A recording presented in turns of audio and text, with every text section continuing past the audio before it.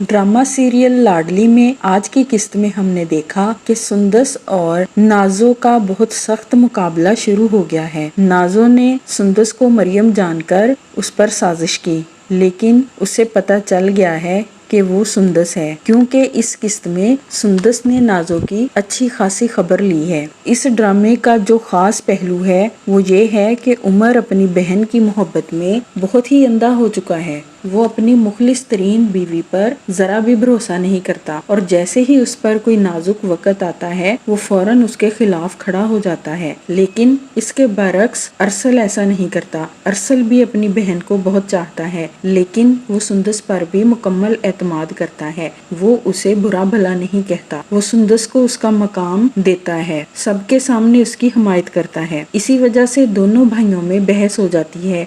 इसहाक के सामने दोनों भाई लड़ाई पर उतर आते हैं। उमर को तो सुंदस अब बिल्कुल भी अच्छी नहीं लगती। ये सब कुछ हो जाने पर नाजो बहुत खुश है और वो हुस्ना बी को और पक्का करती है कि जब भी तुमसे पूछा जाए तो तुमने मरियम ही का नाम लेना है। नाजो खुशी खुशी शॉपिंग करके आती है और सब पर अपनी मासूमियत को वाजे करने के लिए सबको गिफ्ट देती है। वो राहम को भी गिफ्ट देती है, लेकिन राहम उससे सख्त नाराज है। वो उसे कहती है कि तुम 50 लाख ले लो, लेकिन अबरिश का ख्याल अपने दिल से निकाल दो। राहम उसे बहुत अच्छा जवाब देता है। वो कहता है कि तुम मुझे रिश्वत नहीं दे रही हो, ये पैसे मेरे भी वालिद के हैं। नाजो उसका मुंह देखती रह जाती है। घर में सब कुछ हो जाने पर सबसे ज्यादा हौसला सुंदस के साथ रहने का मरियम को होता है। मरियम का अकेलापन दूर हो चुका है और सुंदस के साथ वो बहुत ही मुखलिस है और सुंदस उसके साथ बहुत मुखलिस है। दोनों का रवैया आपस में बहनों की तरह है। इसहाक सब की वजह से बहुत परेशान है,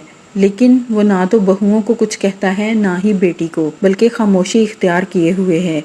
लोग रूहान के घर गए हुए थे। नाजो सुंदस के पास आती है और उसे परेशानी का जताती है, लेकिन सुंदस पुरएतमाद होकर उसे ये नहीं कहती कि हो सकता है ये साजिश तुमने की है, बल्कि वो ये कहती है कि जो कुछ तुम कर रही हो ये बहुत ही घिनौना है और जिस दिन तुम्हारी हकीकत सबके सामने आएगी तो सोचो उस दिन तुम्हारे साथ क्या होगा। लेकिन नाजो भी खामोश नहीं रहती। वो कहती है कि मैं अपने मकाम से कभी नहीं हिलूंगी और ना ही किसी को ये जगह दूंगी। सुंदस हंसती है और कहती है ये जगह तो तुम छोड़ने वाली हो, अब ये सारा कुछ तो तुम्हारी भूल है। लेकिन वो कहती है कि जो कुछ तुमने मेरे खिलाफ किया मैंने उसकी तुम्हें माफ़ी दे दी और ये तुम्हारी शादी का मेरी तरफ से पहला तोहफा है जो माफ़ी की शक्ल में है।